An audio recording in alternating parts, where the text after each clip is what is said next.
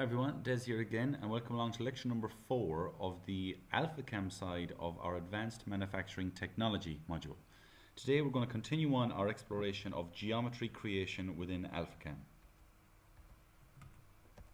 Now last week you'll remember we completed these two exercises. If you haven't done so already, please review the video, make sure you complete those exercises and upload them to Learn Online as instructed. Today we're going to continue with our exploration of the creation of geometry. The most important thing for us at this stage in the module is that we're able to comfortably and confidently and efficiently draw geometry and draw shapes. If we can't draw what we won't be able to machine it later. So on the left hand side you can see just a list of some of the commands we're going to explore over the next couple of sessions. Now moving over to AlphaCam, before we draw any set pieces, I just want to explore some of the geometric and I suppose the geometry and edit geometry features. So let's begin. I won't start with any dimensions as such now. We're going to call up a circle and we're going to use the 2 points circle. And please just draw a circle to the left and tap escape to close the command. And I want you to press Ctrl and G, ghost tools.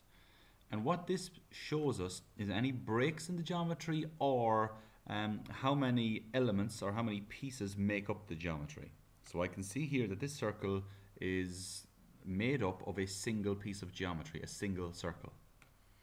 If I draw a line over to the right, just draw a few zigzags, tap escape to finish.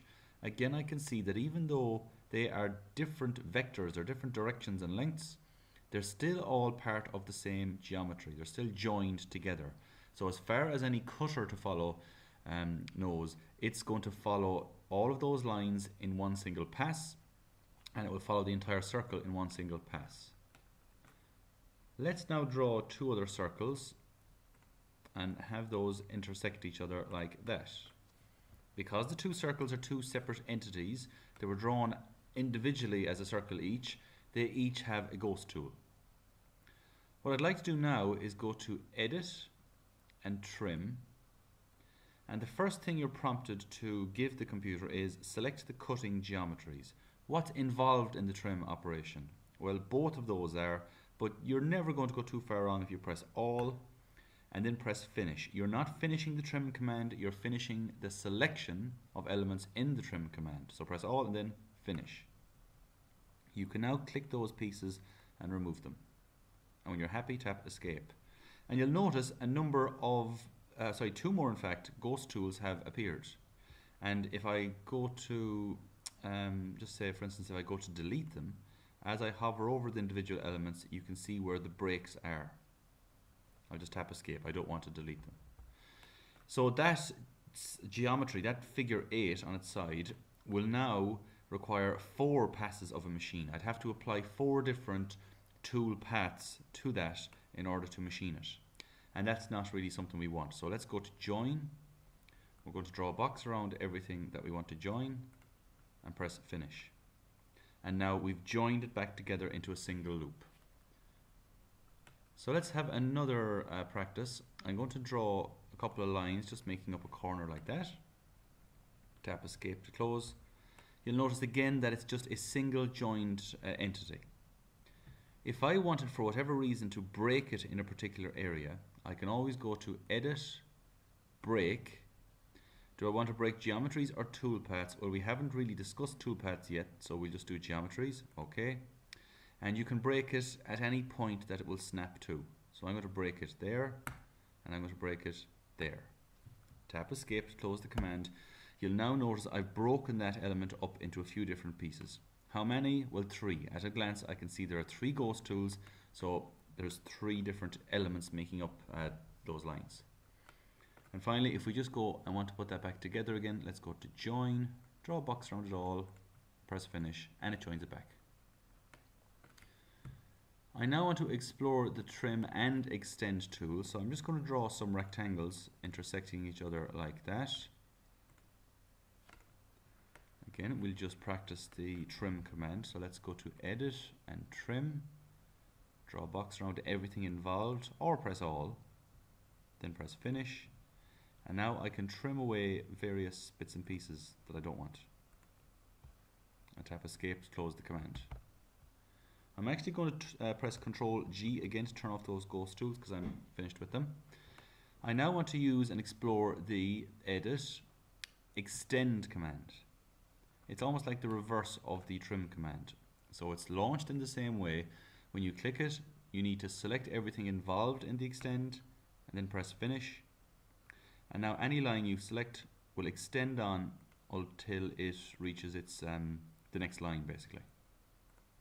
So take a moment there to practice the extend, practice the trim, practice the break, practice the join, and then in a moment we'll start the first of our exercises. This will be the first exercise we draw today. It's similar to one we drew last week. The only difference is the use of this tangent line, and what's to follow is the tangent constraint in a few minutes. So take a look at that, pause the screen, print it out, or access the notes on Learn Online if you want to have a copy to hand. Now back in AlphaCam, I don't really want any of that stuff, so what I will do is go to File, New. Do I want to save it? I do not. And if you look at the drawing, it's going to require us to create some geometry, the first being a circle diameter 20. So let's call up a circle, circle diameter. The diameter is 20.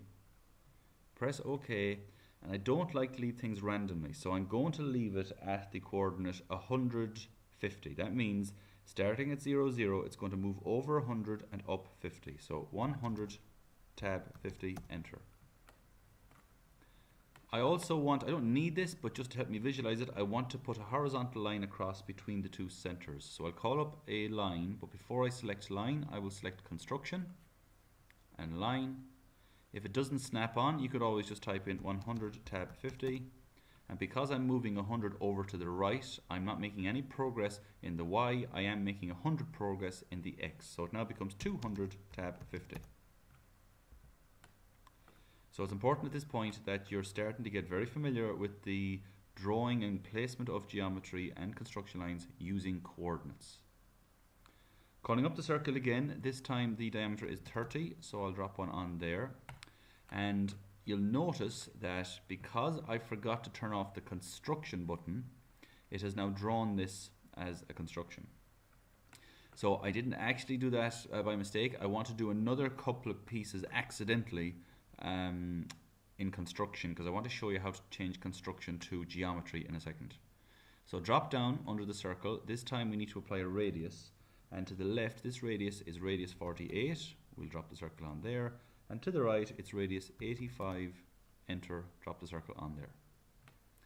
So let's deal with this issue. We have a couple of circles, 3 in fact, that need to move from construction to geometry. First of all, I'm going to turn off construction so I don't leave it on in the future. And anytime you want to make an edit to something that has been drawn, you go to the Edit tab.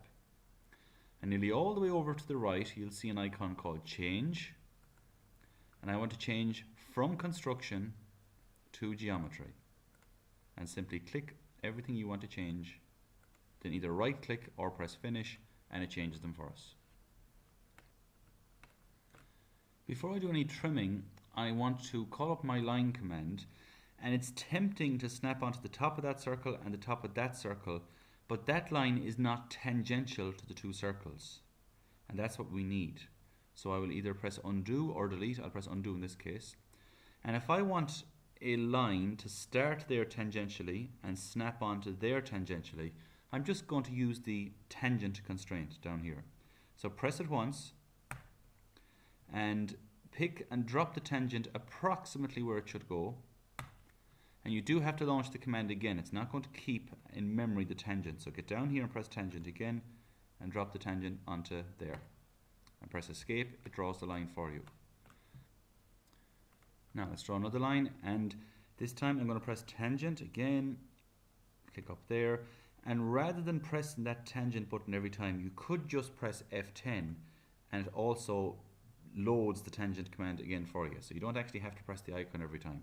So drop it on there, tap escape, and now we have the shape. So try to trim out the excess yourself before you watch the video any further, and in a couple of seconds I'll do the same. So let's get up here to edit, we'll go to trim, I'm going to press all and then finish and start clicking away the bits and pieces that you don't need. When you think you're finished, tap escape, and you are. Remember, you don't have to delete that construction. It didn't really serve any purpose in this case. I just wanted to use it to show the construction, the change command.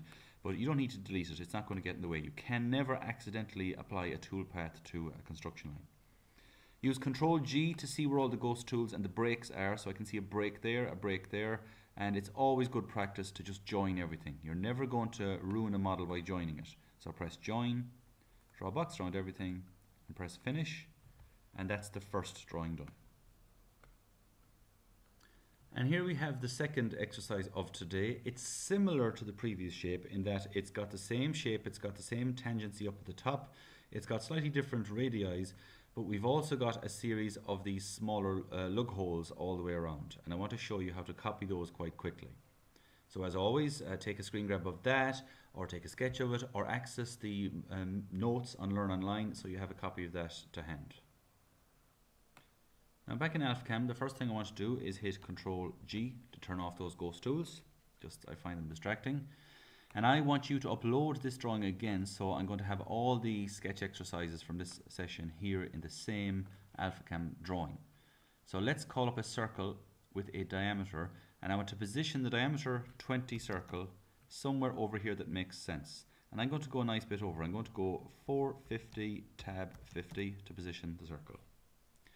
This time I will not draw the construction line. I don't actually need it. So this circle on the right hand side is diameter 30. So type in 30, enter. And because I started at 450, 50, I need to go 100 to the right. So it's simply going to be 550, tab 50. Now the circle to the left is given as a radius. So I'll call up the radius. And it's radius 54, enter. And we'll drop that onto there. And the one to the right is radius 91, enter, and drop that onto there. Now I'm going to pause a moment because I want you to pause the video now and try to draw the tangent line from the top to the top of the two circles and at the bottom to the bottom. So to draw that, I'm going to tap escape, turn on the line command, hit tangent and pick up the tangent point of the first circle, hit tangent again and hit the tangent point of the second circle. Tap escape to close the command. Tapping spacebar will reopen the last command, so I hit spacebar there to open a line and call up the tangent, click the bottom, call up the tangent again and click the bottom and tap escape. So what we'll do now is just trim out the excess, edit, trim, draw a box around everything, or simply press all and then finish. And take a bit of time to trim away all the pieces you don't need. Being careful not to leave behind little pieces like that. And tap escape and it looks good.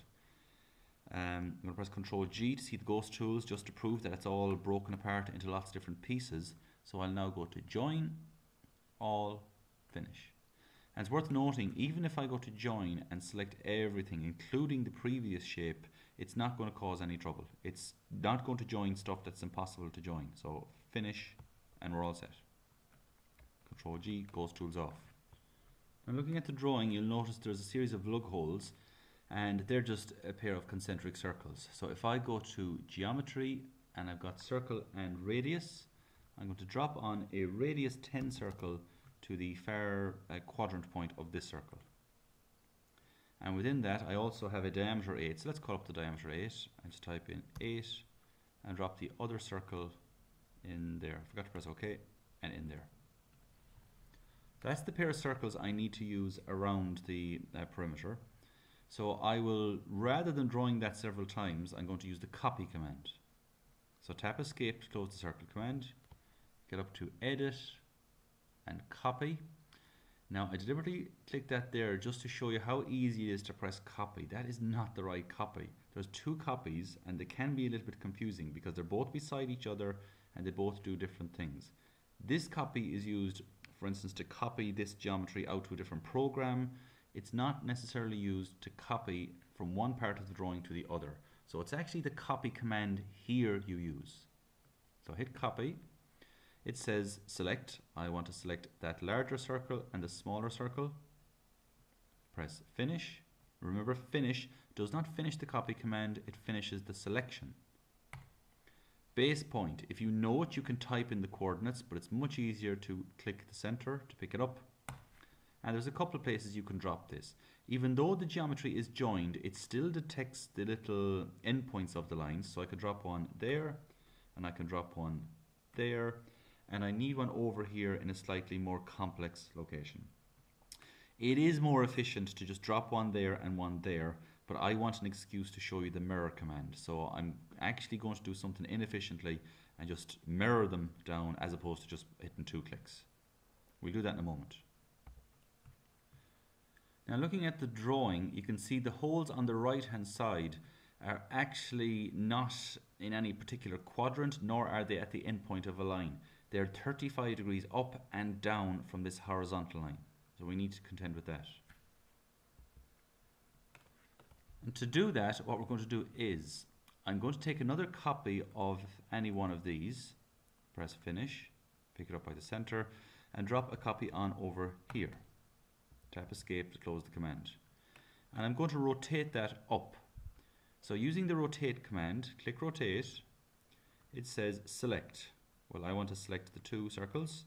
You can either press finish, but you can always right click as well to finish the command. The base point means where's the center of rotation, and in my case the center of rotation is at the center of this circle. So click there, and you can drag it by eye, and if you're close enough you should be able to drop onto 35 degrees there, but I don't want to. So instead, in the box down here, I'm going to type in minus 35 because minus is up the way, and it rotates it 35. How many copies including the original? 1, so press OK. And small little error there, I actually did minus 35, I probably should have done plus 35. It's okay, I'll press Ctrl Z, I'll try it again for practice. Rotate, click the 2 of them, right click, select the center, and you can see, there we have it. Yeah, so I'm actually going to go up 35, enter. How many copies? 1, okay. Now it goes up the way. Now that we have the 3 of those, I want to mirror them down. So tap escape to close the rotate command, hit mirror, it says select. So I want to select all of these entities. I selected that by accident, so if you incorrectly select it, click it again to deselect it. When you're happy, right click, specify first point on mirror line. If you know the coordinates, use them, but if not, just click the centers of the 2 circles. Keep original, yes. If you select no, it will mirror it, but get rid of the originals. There we have it. Now you may have spotted it. I made a mistake on purpose there just to show you. I'm hoping the error will actually occur, and it has. So you'll see there are a lot of arrows, so I need to join them. So let's go to edit and join and press finish. And over here it looks good because this circle, I'd expect that outer circle to have one ghost tool because it's one unit, one geometry, and this inner circle the same. And all those other circles look good with the exception of this one. For some reason this inner small circle has 2 ghost tools instead of 1, and this outer one has 2 ghost tools. So let's join it again. Nothing happens. That is a very common mistake that comes along with AlphaCam. The mistake happened because when I mirrored the top circles, I did not need to mirror this one. When I mirrored this one to the left, it put a copy of itself on top of itself. So what I've got here, that larger circle, I've actually got a line, or circle I should say, on top of a circle. I can prove that because if I go over and press delete and click that circle and press finish, I still have another circle, and now sure enough one of the ghost tools has disappeared. If I delete the circle again and press finish, now both circles are gone. It can be very difficult to tell when there is geometry on top of other geometry. One way is when you join it, and no matter how many times you join it, you just can't get rid of the ghost tool. There's a good chance that there's a line on top of a line, or what we call common lines, and that causes trouble when it comes time to machine geometry later. So, to get rid of that, you go to Geometry, Special Functions, Common Line Removal. And it's always good practice just to press All and press Finish, join resulting geometries, yes, and now it fixes the issue for us. So, in closing, keep in mind that you should nearly always join all the geometry and then perform a common line removal on your geometry before you go to the processing stage. It's a very good way of picking up little errors. So just one last check and I can see that everything looks good. Every geometry that is a closed loop or an individual element has a ghost tool. So Control G to turn those off again. I now want to trim out various bits of the circles, and it would actually make my life easier now if I could get rid of all those little circles for a second, because that'll double up the work in the trim. So if you go to CAD, then hide parts, and just take a couple of seconds to select all those central smaller circles and press finish. It temporarily hides them. Now I can go to edit and trim, draw a box around everything and press finish, and with almost no effort I can trim away all the excess.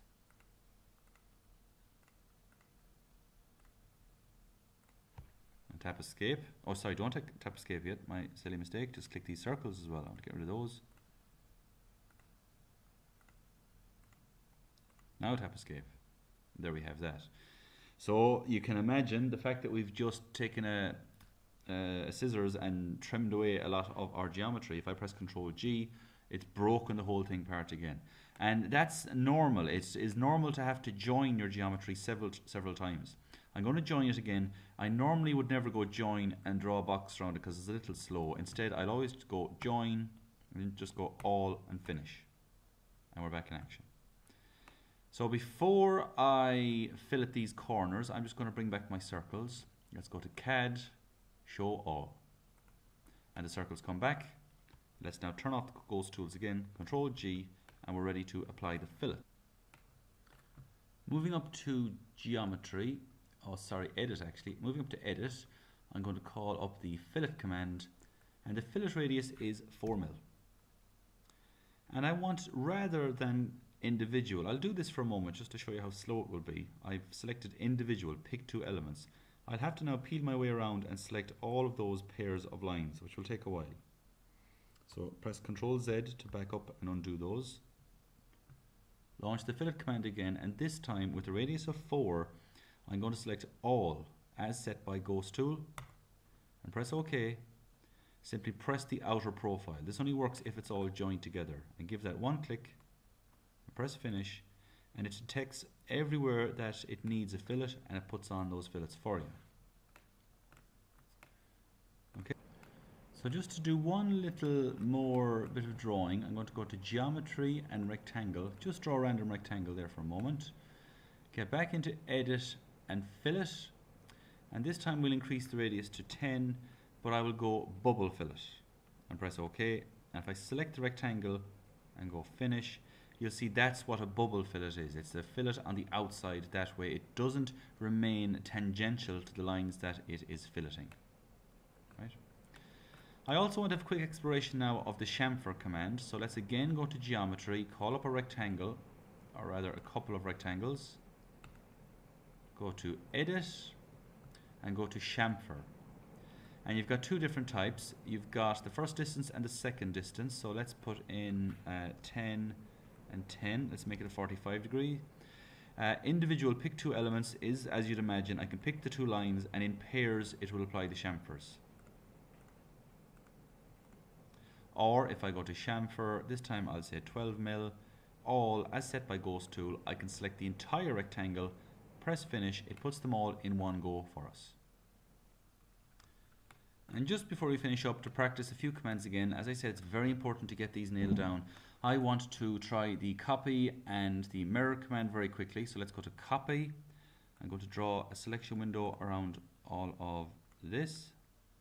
Select finish, pick it up by a point and drop a few copies here and there, just to show that you can create a copy. We've already done the mirror, but let's do another mirror. I'm going to go to mirror, draw a box around that, and either press finish or right click. Here I'm going to approximate a mirror line. Keep the original, yes, it mirrors it like that for me. To scale something up, we've done this already. Select scale, select the object you want to scale up and right click. Select the start point, which is the point that's not going to move. And the scale factor in this case, let's say it's going to be 2.5 times the size, and press enter. And 2.5 in the X and then 2.5 in the Y. You have to type it in twice, enter, and it does that. So I'm actually going to press Ctrl Z and try that again because it was too big, so scale that up for me.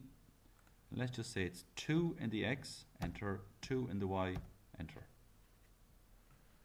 And what I want you to try and do now, we cover this in another class, is try the array command.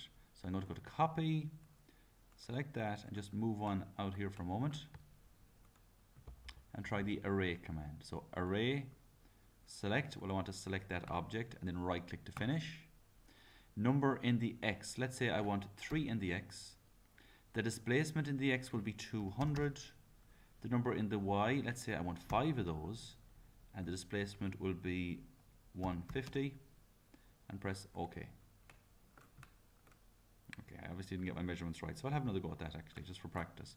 So array, and I'm actually going to just up this to 300 and 300. See how that looks. Better. The reason I'm doing that is if you write the programming and write the CNC code for something that is repeatable, like the tread of a stairs, or if you've got a large piece of timber and you want to machine a lot of the same component out of it, focus on one of the components first, get it drawn correctly, get it machined correctly, and then pattern it over. Now, I'm well aware that some people learn differently than others, so if you rather have step-by-step instructions on Learn Online, I've got a step-by-step series of slides that will talk you through the creation of that component as well as the previous exercise. So depending on which way you rather learn, just make sure you get those exercises completed. So that's what we completed today. At this point in the module, if you're able to comfortably draw those two shapes, you're doing well. If not, please practice, and if you have any issues, just get in touch with me and we will give you all the help we can. Also, upload your completed work to Learn Online. You'll see on Learn Online there's a submission called Lecture 4 Class Exercises, and the upload will close 10 days after this video is posted. So please, on a regular basis, the videos go up like clockwork on a Friday evening or a Friday afternoon for the following week. So you have all weekend and all week to watch the tutorial, complete the exercises, and upload them. So thanks for your time, and we will talk to you next week.